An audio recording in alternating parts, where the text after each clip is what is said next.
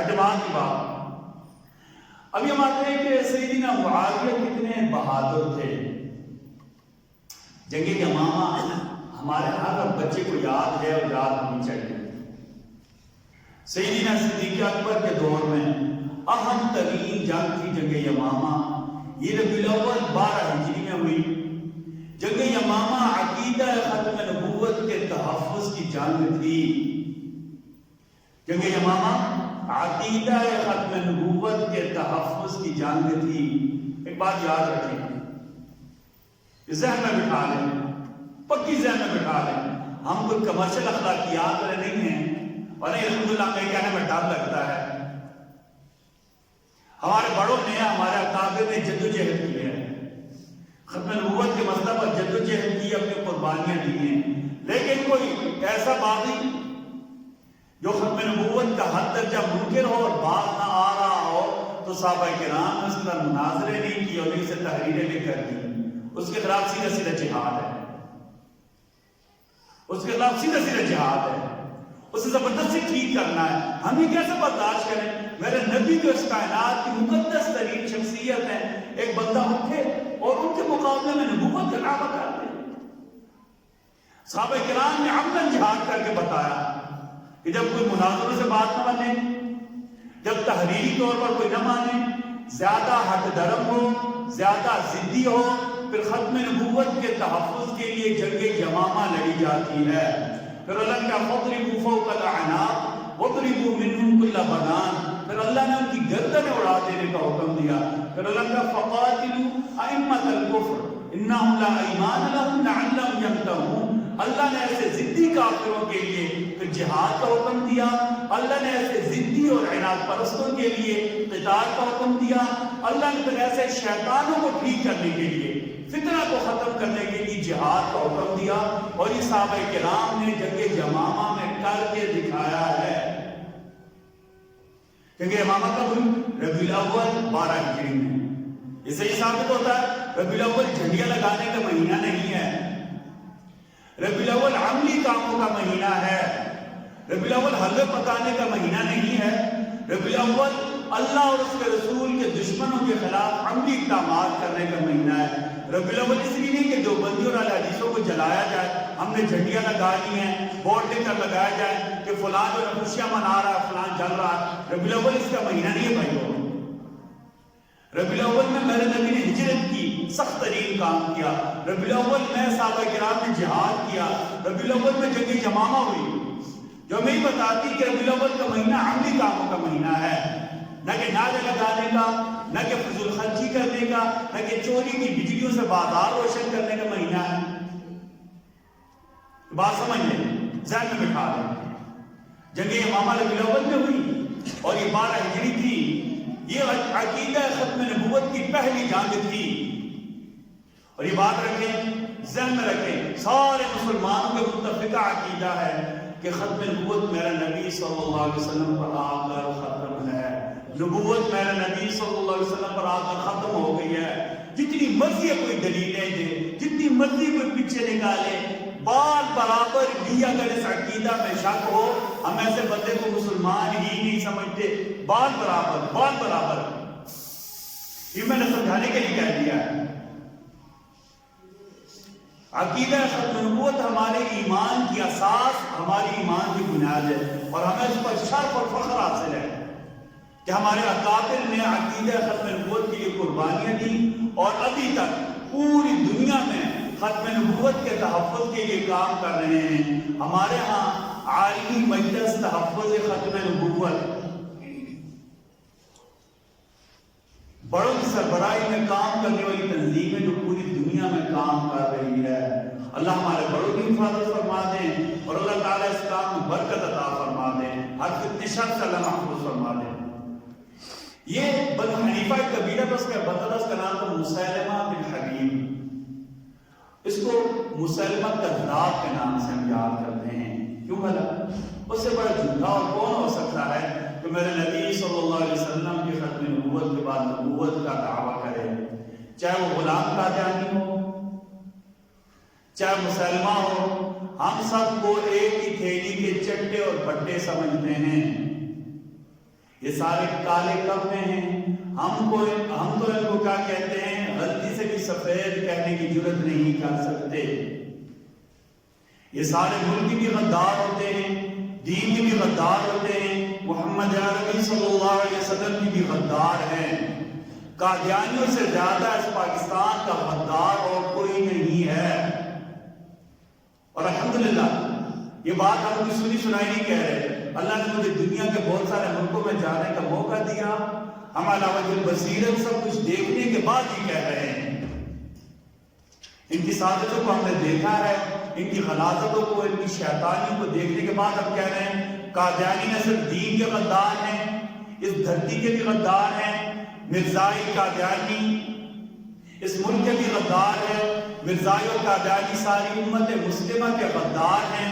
مرزائی اور قادیانی کبھی بھی نہ اس ملک کے ساتھ مخلص رہے ہیں، مرزائی اور قادیانی کبھی بھی مسلمانوں کے ساتھ مخلص نہیں رہے ہیں، مرزائی اور قادیانی ہمیشہ اس ملک کو نقصان دینے والے رہے ہیں، مرزائی اور قادیانی ہمیشہ امت کو نقصان دینے والے رہے ہیں، مرزائی اور قادیانی ہمیشہ لوگوں کو لڑانے والے رہے ہیں، مرزائیوں اور قادیانیوں نے ہمیشہ مسلمانوں کے اوپر پیچھے سے چھپ کر وار کیے ہیں، مرزائیوں اور قادیانیوں نے اس ملک کے مسلمانوں کو، علماء کو شہید کرایا ہے، مرزائیوں اور قادیانیوں نے ہر اس بندے کو نقصان پہنچایا ہے جو میرے آقا صلی اللہ علیہ وسلم کی ختم نبوت کی بات کرتا رہا ہے، مرزائیوں اور قادیانیوں نے ہر اس مرکز کو اکھیڑنے کی کوشش کی ہے جہاں سے ان کے خلاف آواز ہوتی رہی ہے، مرزائیوں اور قادیانیوں نے لبرلوں کی صورت میں، مرزائیوں اور قادیانیوں نے بے حیا عورتوں کی صورت میں، مرزائیوں اور قادیانیوں نے یورپ سے پیسہ لے کر اس ملک کی اخلاقی اقدار کو ختم کرنے کی کوشش کی ہے۔ ہم مرزائیوں اور قادیانیوں کو نہ صرف محمد عربی کا غدار بلکہ اس ملک کا بھی غدار سمجھتے رہے ہیں۔ اچھا، سیدنا صدیق اکبر کو جب پتہ چلا نا کہ مسلمہ کذاب باز نہیں آ رہا، سیدنا صدیق اکبر نے فوراً کا لشکر بنایا۔ اس لشکر میں بڑے بڑے صحابہ کرام، سیدنا حذیفہ رضی اللہ عنہ، سیدنا ابو عبیدہ بن الجراح، سیدنا زید بن خطاب جو سیدنا عمر کے بڑے بھائی تھے، شرحبیل بن حسنہ، اکرمہ بن ابی جہل، سیدنا اکرمہ رضی اللہ عنہ، بڑے بڑے صحابہ کرام، اور یہ صحابہ کرام سب سمجھتے تھے ختم نبوت کے لیے ہماری جانیں چلی جائیں۔ 40,000 بنو حنیفہ، دلیر ترین لوگ قلعہ میں محصور ہو گئے، لڑنے والے لوگ تھے۔ صحابہ کرام نے اپنے آپ کو زمینوں میں دفن کر لیا، آدھے بار کہ جو کچھ مرضی ہو جائے ہمارے لیے پیچھے جانے کا راستہ ہی نہ رہے۔ 1200 صحابہ کرام نے جنگ میں شہادت کا جام دیا، 700 حفاظ کرام اس جنگ میں شہید ہوئے۔ آپ اندازہ کریں میرے نبی صلی اللہ علیہ وسلم کے مبارک زمانہ میں 57 کے قریب غزوات اور سرایہ ہوئے، ان میں ٹوٹل 259 صحابہ کرام شہید ہوئے ہیں۔ کتنے؟ 259، 259۔ اور ختم نبوت کے مسئلہ کے لیے لڑی جانے والی پہلی جنگ میں 1200 صحابہ کرام شہید ہوئے۔ آپ اندازہ کریں کتنا اہم مسئلہ ہے، کتنا اہم مسئلہ ہے۔ اچھا، لڑائی لگی ہوئی، وہ جو مسلمہ تھا نا اس نے قلعہ بنایا تو قلعہ تو موت کہتے تھے کہ یہاں ہم موت سے بچے ہیں، دوسرا کوئی آئے گا یا موت سے ہم کنار ہوگا۔ اس نے درخت کے اوپر ایک اپنے لیے مورچہ بنا لیا تھا، وہاں وہ چھپ کر بیٹھ گیا۔ اب یہ تھا کہ قلعہ کا دروازہ کھولا جائے، قلعہ کا دروازہ کھولا جائے۔ اب یہ کھولیں گے کیسے؟ بندر جائیں گے۔ انس بن مالک کے بڑے بھائی کو کہا تھا براء بن مالک رضی اللہ عنہ وارضا، انہوں نے پتہ کیا کیا؟ انہوں نے کہا آپ مجھے نیزے ایک ڈھال سمجھتے ہیں نا جو سامنے رکھ کر اپنے آپ کو تلوار سے بچایا جاتا ہے، سپر کہتے ہیں اردو میں۔ ڈھال کے اوپر مجھے بٹھایا جائے، مجھے نیزے کے اوپر ایسے کیا کہ مجھے اوپر اچھالا جائے، میں دیوار پر لٹک کر نیچے جا کر دروازہ کھولوں گا۔ اور یہ پتہ ہے سیدھی سیدھی موت کو دعوت دینے والی بات تھی، لیکن ختم نبوت کا مسئلہ تھا۔ براء بن مالک نے ایسے ہی کیا، لڑتے ہوئے دروازہ کھول دیا، دروازہ کھولا، مسلمان اندر داخل ہو گئے۔ اب اوپر سے احکامات دے رہا تھا، وحشی بن حرب جو ایمان لائے تھے. حربہ کہتے ہیں اتنا سا ایک نیزہ ہوتا ہے، یہ دیکھتے ہیں یہ حربہ چھوٹے نیزے کو کہتے ہیں. نیزہ ایسی چیز کو کہتے ہیں جو آگے سے تیز ہوتی ہے، پیچھے لکڑی یا لوہا لگا ہوتا ہے، ایسے پھینک کر مارتے تھے. اس زمانے کے سنائپر تھے. جنگ احد میں وحشی بن حرب کے نیزہ سے سیدنا حمزہ شہید ہوئے تھے. میرے نبی ساری زندگی اس کا تذکرہ کرتے رہے. وحشی بن حرب جب ایمان آیا تو کہتے ہیں میں نے قسم اٹھائی تھی اس امت کے بہترین بندے کو میں نے شہید کیا ہے، اور میں اس کا کفارہ ایسے اتاروں گا کہ اس امت کے بدترین بندے کو میں قتل کروں گا. اس امت کے بدترین بندے کو میں نے قتل کرنا ہے. جب بھی موقع ملا وہ اوپر تھا، کافی اوپر. وحشی بن حرب نے نیچے سے نیزہ پھینکا نا، سنائپر تھے، اس کو جا کر یہاں لگا، یہ پسلیوں کے نیچے لگا، دوسری طرف سے نکل گیا، وہ نیچے گر گیا. نیچے گرا تو میرے نبی صلی اللہ علیہ وسلم کے صحابی تھے ابو دجانہ، ان کا نام تھا ابو دجانہ سماک بن خرشہ. ابو دجانہ کے بارے میں آتا ہے میرے نبی صلی اللہ علیہ وسلم نے اپنی تلوار دی تھی، اور یہ اتنے بہادر تھے کہ کہتے ہیں ان کا جنگ لڑنا مشہور تھا. ابو دجانہ جب جنگ عروج پر ہوتی تو ان کے لیے گھمسان کا رنگ پڑا ہوا ہے، دو بدو مقابلہ ہوتا تھا، سامنے مقابلہ ہوتا تھا. ابو دجانہ کے بارے میں آتا تھا کہ یہ اپنے سر کے اوپر سرخ رومال ایسے باندھ لیتے تھے، ایسے پٹی باندھتے تھے، اور یہ اتنا تیز دوڑتے تھے کہ ایسے ہلتا تھا وہ پیچھے سرخ رنگ کی جو ان کی پٹی باندھی ہوتی. تو کہتے ہیں ابو دجانہ نے موت کی پٹی باندھ لی ہے، اب اللہ ہی لوگوں کو ابو دجانہ سے بچائے گا.